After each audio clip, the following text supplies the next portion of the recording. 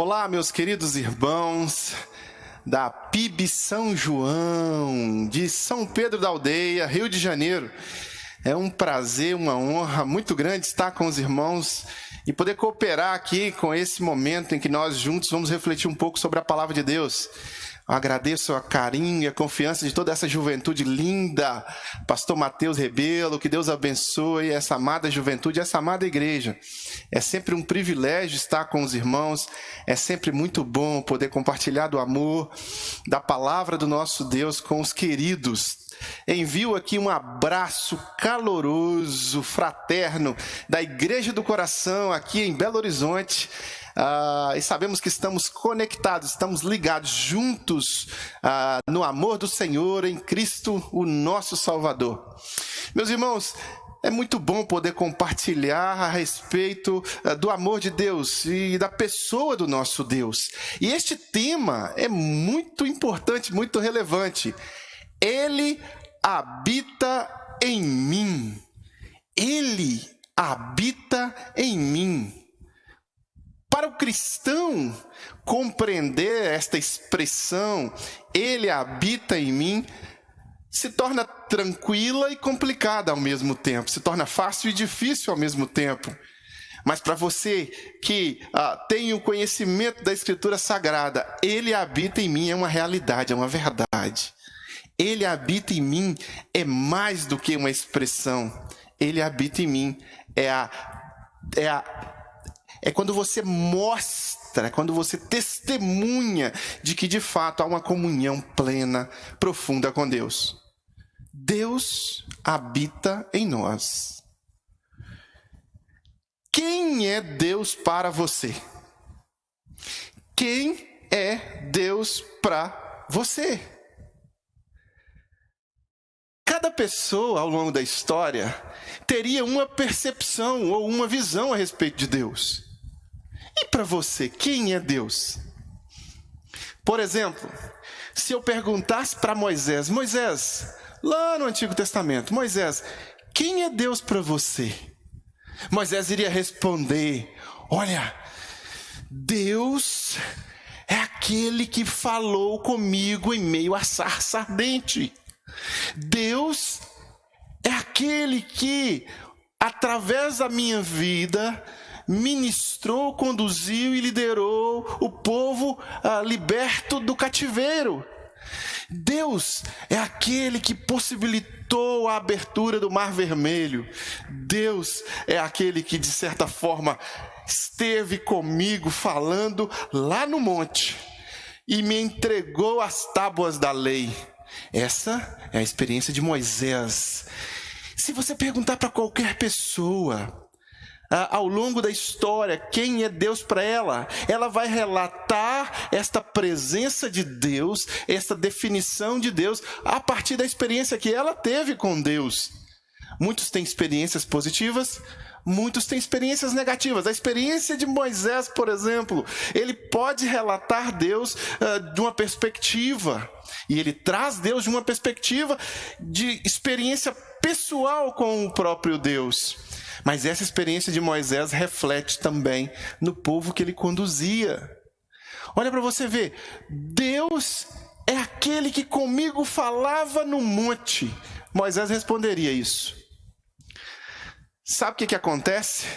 O salmista depois, no capítulo 121 de Salmo, diz assim: elevo meus olhos aos montes, de onde me virá o socorro? Porque essa perspectiva de Moisés influenciou, sucedeu aquela geração, e eles tinham uma visão de que Deus estava habitando lá no monte. Era assim que eles viam Deus. Por que ele diz assim, elevo meus olhos aos montes, de onde me virá o socorro? Porque ele cria que se Deus falou com Moisés lá no monte, é porque lá no monte é que nós encontramos a salvação, a solução para as nossas vidas e o socorro presente na angústia. Essa era a visão do salmista, influenciada por essa experiência de Moisés. Mais tarde, a presença de Deus se dá ali na Arca da Aliança. Então Deus desce do monte e, segundo a visão daquele povo, Deus começa a estar sendo meio nômade, né? Para lá e para cá, dentro da Arca da Aliança, colocado ali na tenda da congregação, em um lugar específico, separado. Percebem? Se alguém ouvisse essa pergunta naquela época, quem é Deus para você e onde Deus está? A resposta seria: Deus está na arca. Se você perguntasse primeiro para o salmista, ele responderia: Deus está no monte. Agora, com a evolução da história, Deus está na arca, dentro da tenda. As nossas visões a respeito de Deus vão sendo formatadas, às vezes, histórica, culturalmente.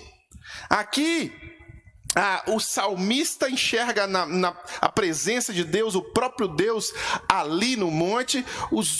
Quem se sucedeu enxerga a presença de Deus na arca. Mais tarde, quando essa vida deixa de ser uma vida nômade na história do povo de Deus, e eles constroem o templo, este templo tem um lugar sagrado, separado por um véu, onde a presença de Deus era vista como sendo real ali naquele lugar. Olha para você ver. Se você perguntasse para qualquer pessoa naquela época, onde está Deus? Quem é Deus? Ele diria: Deus está no templo. E há um véu que separa o homem pecador, falho, do Deus Todo-Poderoso e perfeito. Bem parecido com o que acontecia com Moisés também no monte, quando Deus pedia que ele tirasse as sandálias para pisar em terra santa, que era a terra que Deus habitava.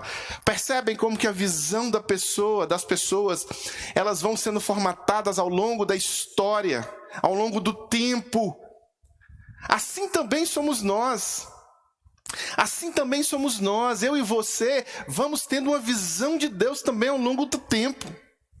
Se eu viro e pergunto para alguém no Antigo Testamento, o templo está construído, ali, naquele momento, ali nós temos uma separação, o véu separa, o véu faz a separação, e aí a gente pergunta: onde Deus está? Deus está no templo. Aí ocorre algo fantástico. Ele leva sobre si todas as nossas iniquidades. E aí Jesus, ele é crucificado. Jesus, ele morre por causa dos meus e dos seus pecados. Ele, Jesus, é enviado por Deus para nos salvar.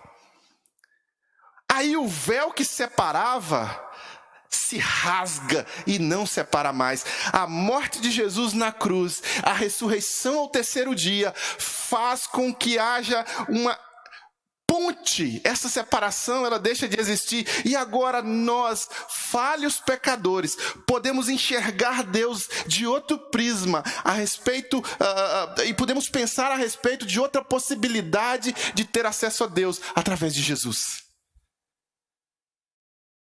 Aí a história continua sendo escrita. E no capítulo 2 de Atos, se cumpre a profecia de Joel 2:28. Este Deus encarnado, crucificado, ressurreto e que ascendeu aos céus, deixa-nos um consolador, Paráclito, um outro consolador, aquele que, de certa forma, iria habitar em nós, o Espírito Santo. E o Espírito Santo vem fazer morada em nossas vidas. Tua casa, minha casa. Nós guardamos ela para você, Jesus. É o que nós cantamos. E a verdade é que agora, no momento em que a igreja se reúne, a igreja tem a compreensão de que Jesus foi assunto aos céus e nos deixou o Espírito, que se cumpriu como profecia de Joel em Atos capítulo 2. E os apóstolos ali difundiram, revestidos de poder, revestidos de autoridade, difundiram a mensagem do reino. E ela chegou até os confins da terra. E ela chegou até a sua família. A mensagem do Evangelho possibilita-nos compreender Deus de uma forma muito pessoal. E eu repito a pergunta que eu fiz no início: quem é Deus para você, jovem, querido, da PIB São João?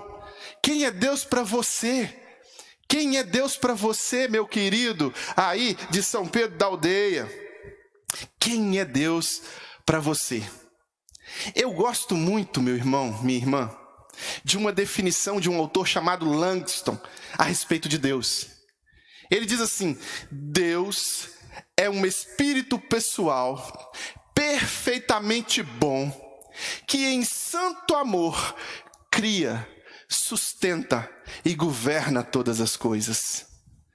É linda essa definição. Essa foi uma definição que me marcou muito, porque tem muito a ver com a minha experiência cristã e tem muito a ver com nossas experiências com Jesus. Quando nós temos uma experiência com Jesus, Deus, Ele vem habitar em nós. Ele se torna pessoal na prática e não somente na teoria. Então Ele é um espírito pessoal. Você teve uma experiência com Jesus. Você se entregou a Jesus. O apóstolo Paulo disse que todo aquele que invocar o nome do Senhor será salvo. Se com tua boca confessares a Jesus como Senhor e em seu coração crer que Deus o ressuscitou dentre os mortos, serás salvo. E aí essa atitude de devoção e entrega de vida a Jesus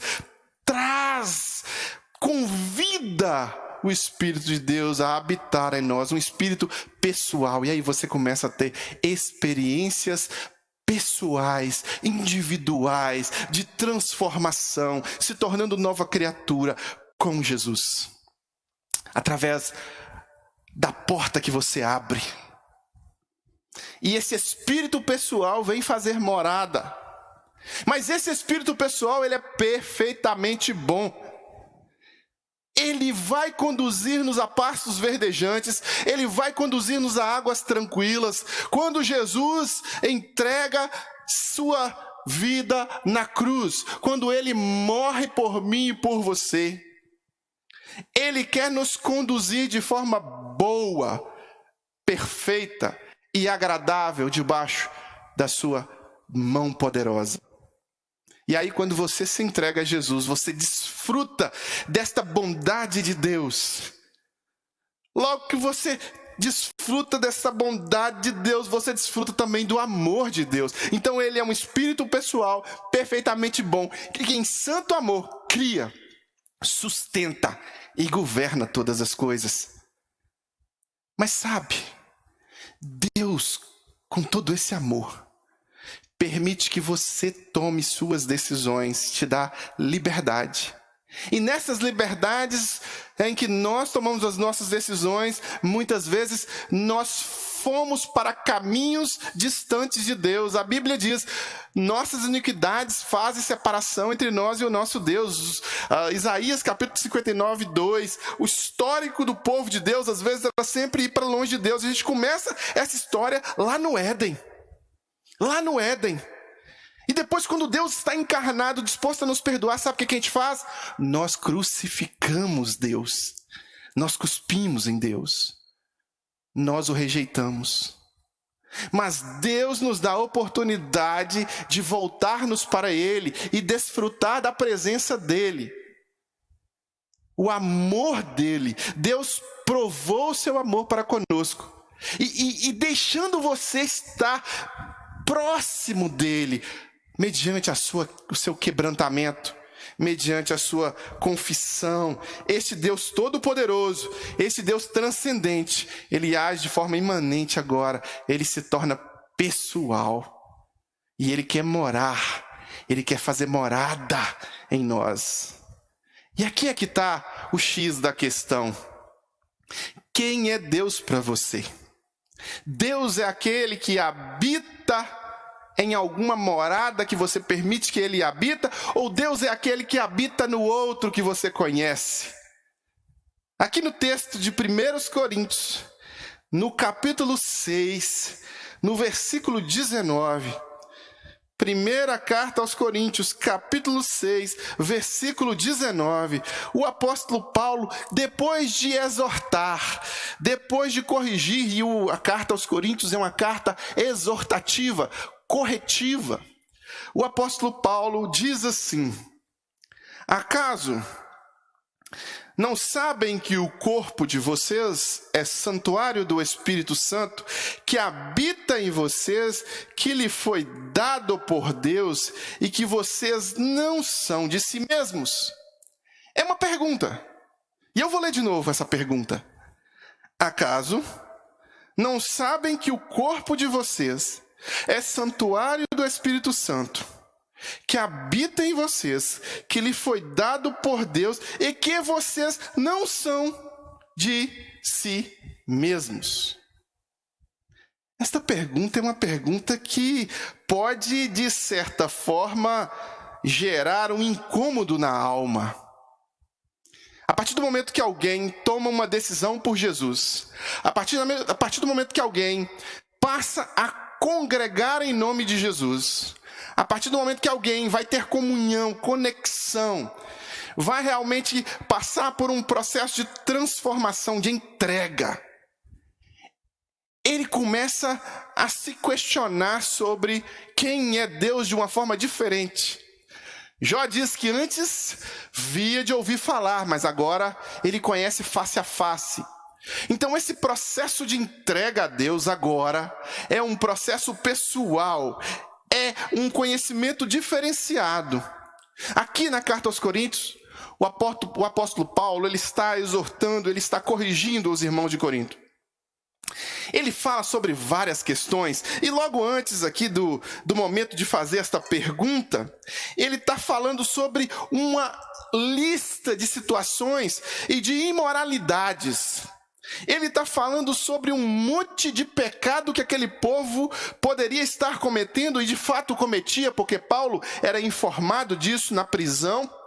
E depois dele listar vários desses pecados, o apóstolo Paulo faz a grande pergunta: mas vocês se comprometeram com Jesus e vocês não sabem? Será que vocês não entenderam? Será que vocês não compreenderam que vocês são casa de Deus, que vocês são morada de Deus?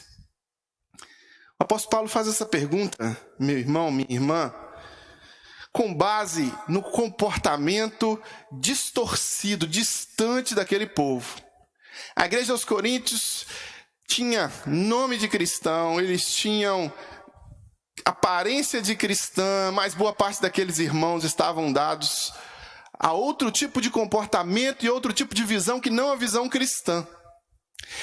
Eles estavam envolvidos em práticas e em situações que estavam distantes da perspectiva cristã, e quando o apóstolo faz essa pergunta, eu trago essa pergunta para os dias de hoje. Nós estamos envolvidos hoje num mundo que realmente, além de nos cercar e nos sufocar, faz-nos muitas propostas tentadoras. E essas propostas podem ser aceitas por nós, e nós também podemos ir para caminhos que aos nossos olhos parecem ser bons, mas no final são caminhos de morte. Você é casa de Deus. O cristão precisa compreender, e o apóstolo Paulo tenta aqui mostrar para o jovem, para o adolescente, para o idoso, que faz parte da igreja, da noiva do Cordeiro, que é filho de Deus, que se entregou a Jesus, que nós somos morada, nós somos templo do Espírito Santo. Deus agora não mais age de forma intermitente. Nós não temos uma visão distante, como se Deus estivesse lá no monte, ou como se Deus estivesse lá no templo. Não, agora Deus está comigo. Emanuel, Deus conosco. E você, jovem, adolescente, você é casa de Deus. Você é morada de Deus. E como morada de Deus, precisa compreender que o básico é estar com as portas abertas para Deus. Eis que estou à porta e bato. Se alguém ouvir a minha voz, abrir a porta, entrarei em sua casa, com ele cearei e ele comigo. E quando ele entra na nossa casa, maravilha, um milagre acontece. Quando ele entra na sua casa, ele faz uma grande festa. Ele traz consigo o amor, ele traz consigo a salvação, ele traz consigo os sinais de apontamento para um lugar onde nem olhos viram, nem ouvidos ouviram, nem jamais penetrou em coração humano. Ele nos traz a realidade de uma personificação de coisas boas. O Deus encarnado agora se manifesta através do Espírito Santo em nossas vidas, e ele nos permite desfrutar do seu amor. A casa de Deus, o amor se materializa e nós somos abençoados. É bom, né, meus irmãos? É bom abrir as portas da nossa casa e receber uma grande festa com bênçãos, com amor, com graça, com misericórdia, com perdão. É bom. Mas quando nós abrimos essa casa para que o Espírito habite em nós, para que ele venha fazer morada, nós estamos permitindo que Deus possa fazer uma arrumação nesta casa. Agora não mais vivo eu, mas Cristo vive em mim, já dizia o apóstolo Paulo. Então, quando você jovem, adolescente, quando você idoso, adulto, se compromete com Jesus, agora você vive de uma forma diferente. A casa agora, ela vai ser reorganizada, ela vai ser arrumada. Não mais vivo eu, mas Cristo que vive em mim. A pergunta é, se Cristo vive em você, e o apóstolo Paulo estava querendo fazer a igreja de Corinto refletir sobre isso, se Cristo vive em você, não é possível mais viver como antes. Se Cristo vive em você, não é possível mais que a casa seja organizada como era organizada antes. Se Cristo vive em você, agora é necessário que haja uma nova forma de organização da casa. Os móveis não são mais os mesmos. A dinâmica de colocação da mobília não é mais a mesma. Agora, a casa, ela vai ser reorganizada. Sabe o que acontece hoje em dia, meus irmãos? E é o que mais acontece no meio gospel, no meio evangélico, é que nós estamos vivendo uma religiosidade sem transformação da casa. Nós estamos às voltas agora com pastores presos por corrupção e roubo, aí no Rio de Janeiro. Políticos. Nós estamos às voltas com pastores, entre aspas, pastoras, acusadas de assassinar o próprio marido, que na verdade não era marido, era um filho adotado, que depois casou com uma irmã e que depois essa irmã casou. É um negócio meio louco. O evangelho verdadeiro, a palavra de Deus está sendo diluída no meio gospel. Então nós somos convidados a não ser somente um grupinho de religiosos que de fato canta muitas mentiras a cada domingo. Não, nós somos convidados a ser casa, morada, templo do Espírito Santo. E quando você é templo do Espírito Santo, você permite que o Senhor habite em você e transforme a sua casa. Nicodemos não conseguiu compreender isso quando estava conversando com Jesus. Ele ficou com dúvidas. Muitos cristãos não conseguem compreender. Eles acham que esse ritual que nós fazemos do batismo é um ritual, pronto, acabou. Não, ele simboliza transformação. Ele simboliza mudança de vida, morte para o mundo, renascimento para Jesus. Então não há mais condenação para os que estão em Cristo Jesus, mas também não há mais como você, jovem, adolescente, viver como antes. Eu sei, hoje nós temos inúmeras visões de mundo que querem adentrar o seio da igreja e querem normatizar, sistematizar o pecado como se fosse algo cristão, normal, e fazer com que nós nos sensibilizemos e com que nós permitamos que a casa fique exatamente do mesmo jeito que estava antes de Jesus vir morar nela, antes do Espírito Santo vir habitar nela. Mas esse é um engodo maligno. A casa precisa ser transformada. E se você é casa de Deus, Deus vai entrar na casa, vai trazer as bênçãos, vai trazer a graça, vai trazer o perdão, mas vai trazer também santificação, transformação. Não há como você permanecer como você está. Jesus transforma tudo que ele toca. Se tem um paralítico, Jesus toca, ele é curado. Se tem um cego, Jesus toca, ele enxerga. Se tem um coxo, Jesus toca. Se tem um surdo, Jesus toca. A cruz, o maior símbolo de maldição da história. Era o maior símbolo de maldição. Só morria na cruz, são os piores dos bandidos. Quando Jesus tocou na cruz, a cruz se tornou símbolo de bênção, se tornou símbolo do cristianismo, símbolo de salvação. E a cruz vazia, nos dá esperança e nos mostra que o nosso Cristo vive e vive em nós e nos aguarda, onde nem olhos viram, nem ouvidos ouviram, nem jamais penetrou em coração humano. Aqui, meus irmãos, é preciso que a morada de Deus seja de fato de Deus. Então é preciso que você abra o seu coração. Pastor, eu quero fazer parte de uma igreja. Isso é bacana. Pastor, eu quero fazer parte de uma juventude, da mocidade da igreja, eu quero me envolver com a mocidade, com a juventude, isso é bacana. Pastor, eu gosto das programações da igreja, isso é bacana. Mas nada disso, nenhuma estrutura religiosa que nós criamos, que nós convencionamos, vai conduzir você a uma comunhão profunda com o nosso Deus. A única coisa, só existe uma coisa que pode conduzir você a uma comunhão com Jesus, com Deus. Cristo Jesus. Só Jesus pode possibilitar, e é preciso que essa porta fechada seja aberta. Você pode ser evangélico a sua vida inteira, mas se você não abriu a porta para Jesus habitar, para o Espírito de Deus habitar em seu coração, através da confissão, através do arrependimento, através da entrega, não vai adiantar nada. Então abra a porta. Permita-se ser de fato casa de Deus, não casa de mim mesmo. E aqui entra o segundo e importante ponto que eu gostaria que você extraísse aqui do versículo 19. Do versículo 19.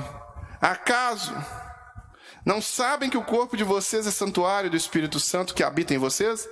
Que lhes foi dado por Deus?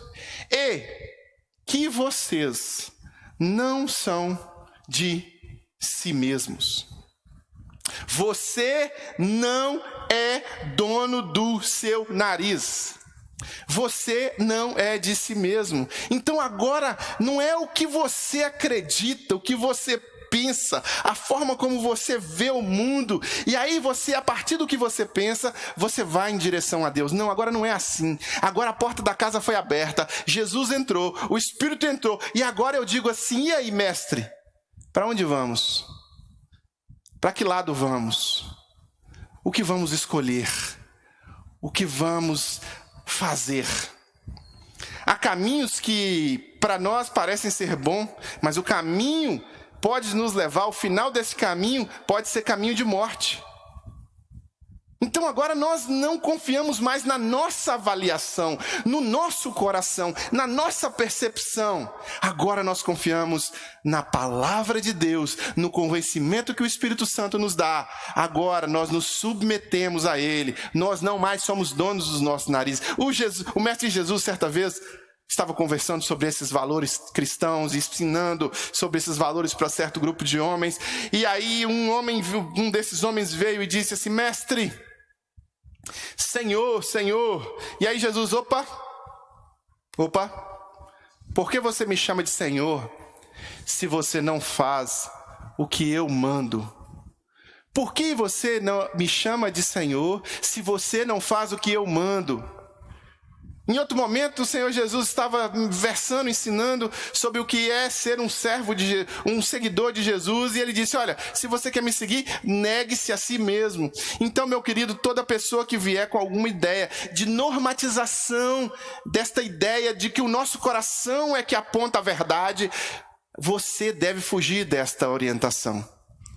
Quem nos aponta a verdade é a palavra de Deus, quem nos aponta a verdade é o Senhor Jesus, que é o caminho, a verdade e a vida, e ninguém vem ao Pai a não ser por Ele. É preciso que nós possamos passar por um processo de negação do nosso eu e nos entreguemos a Jesus. É preciso não confiar mais nas nossas próprias avaliações pessoais, mas nos submeter ao senhorio de Jesus nas nossas vidas. Ele vai entrar em nossa casa e agora Ele não só vai arrumar a casa, como Ele vai ser dono da casa, como Ele vai conduzir a casa, como Ele vai fazer do jeito dele. Nós não podemos achar que o mestre vai entrar na nossa casa e que a casa vai continuar do jeito que a gente quiser. Não.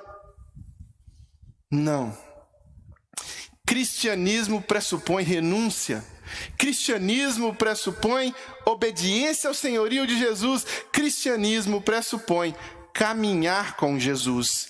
E Jesus vai nos conduzir a pastos verdejantes, a águas tranquilas, sim, mas é preciso que Ele seja o guia e que nós sejamos os guiados, que Ele seja o que conduz e que nós sejamos os conduzidos, que Ele seja o que lidera e que nós sejamos os liderados. Não é mais do jeito do homem, agora é do jeito dele. Então, meus irmãos, nós precisamos combater no nosso próprio coração esta ideia de ensimesmamento natural. Eu sei o que eu faço, eu sei como fazer, o meu nariz apontou para cá. Não é mais assim. Na comunidade cristã, nós sempre aprendemos que devemos obedecer ao Mestre Jesus.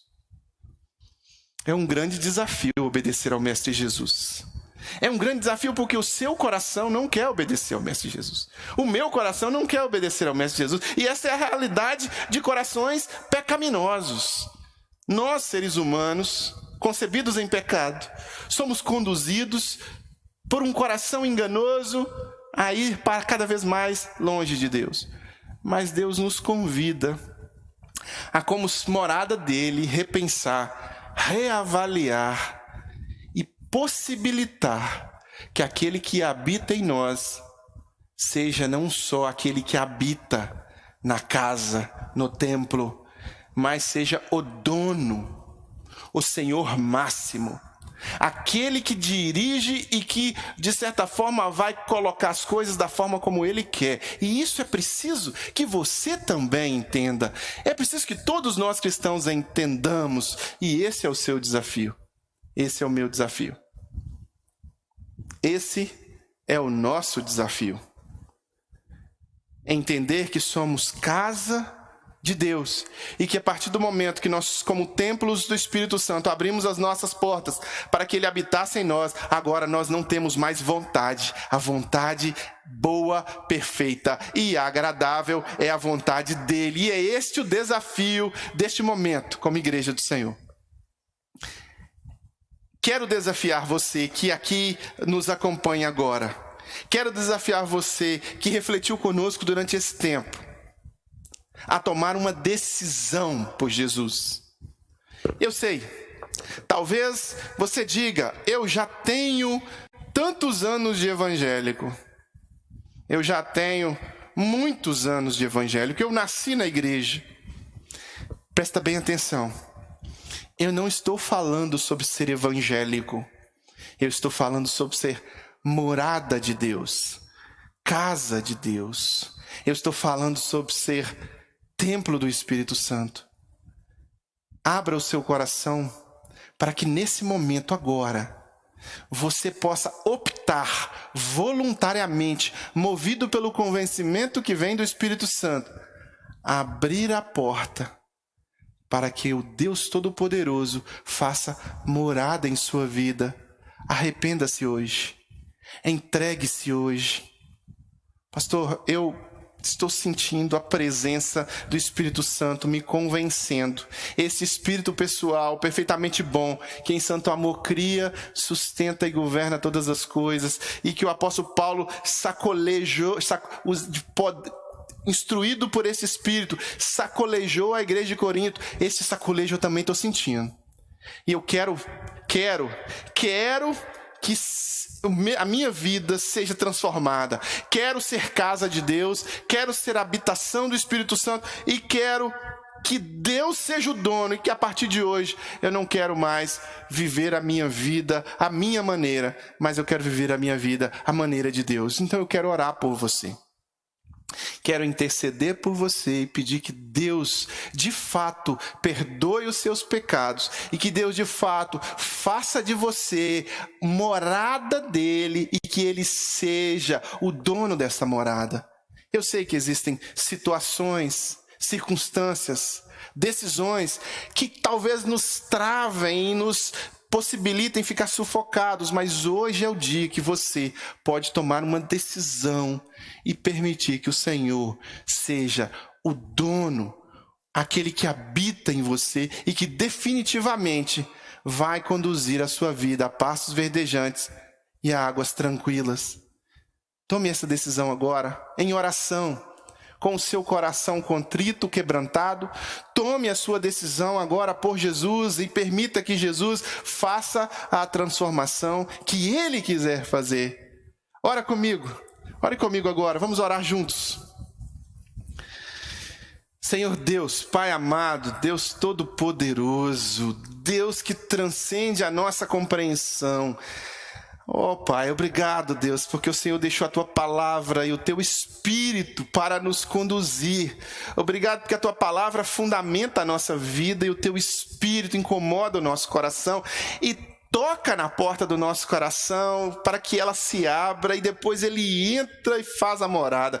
Deus, em nome de Jesus, a gratidão que está no meu coração, eu espero, Deus, que o Senhor receba esta gratidão e que os meus irmãos que aqui estão também, juntos, conectados conosco, também possam demonstrar esta gratidão, principalmente abrindo a porta do coração, recebendo a presença do Senhor e fazendo, ó Deus, com que agora uma nova vida, uma nova possibilidade de vida, através do arrependimento, da confissão, da entrega, que o Senhor, ó Deus, possibilite a este povo, a esta pessoa, a estas pessoas, esta realidade de ter este templo pintado, transformado, modificado, embelezado com a Tua presença. E que a Tua presença nessa vida faça a diferença, Deus.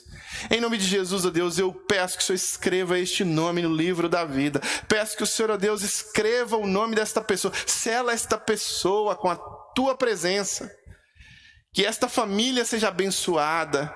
Que não seja mais um evangélico, mas que seja um cristão genuíno, que comunga da Tua palavra, da Tua vontade, e que, ó Deus, o inimigo se levante contra essa pessoa sempre caindo, que as setas inflamadas lançadas por ele venham cair por terra, e que a vitória seja do testemunho pessoal de morada do Senhor que esta pessoa vai dar. Em nome de Jesus, abençoe esta família, abençoe este pai, esta mãe, este filho, seja com este jovem, este adolescente, e faça dele, ó Deus, morada do Senhor, nova morada, morada transformada, de forma poderosa, a ponto, ó Deus, das pessoas que estão ao redor perceberem que houve uma transformação genuína pelo poder do Teu Espírito Santo, em nome de Jesus. Amém e amém. Meus queridos, é sempre uma honra muito grande estar com a turma da PIB São João, como eu disse, e eu me despeço alegre aqui de ter trazido aos irmãos essa reflexão e de ser canal de Deus para que os irmãos pudessem desfrutar deste momento junto comigo, de presença do Espírito Santo. Que Deus abençoe, eu tenho saudades, espero que breve nós possamos encontrar-nos pessoalmente. Mas se você tomou alguma decisão, se você realmente se sentiu tocado pelo Espírito Santo e tomou uma decisão, hoje eu quero te fazer mais um desafio. Eu quero te fazer o desafio de procurar o pastor Mateus Rebelo e compartilhar com ele: pastor, olha, eu quero dar mais um passo, Deus falou ao meu coração e eu gostaria que o Senhor orasse por mim, que eu pudesse desfrutar aí da sua presença e da sua orientação. Eu quero melhorar, eu quero dar um passo a mais. Procure-o e esteja em comunhão, esteja conectado com a PIB São João, para que você possa desfrutar de um crescimento cada vez mais exponencial. Tá bom? Pastor Mateus, que Deus o abençoe, que Deus seja com esta igreja amada, que Deus seja com toda essa juventude. Eu me despeço aqui agradecendo pelo privilégio e pela honra e pelo carinho dos irmãos, que tem um carinho muito especial comigo e eu sou grato por isso. Tá bom? Que o amor de Deus o Pai, comunhão e consolação do Santo Espírito e a graça do nosso Senhor Jesus seja com todos os irmãos, seja com todos que aí estão. Essa é a minha palavra final. Que Deus te abençoe.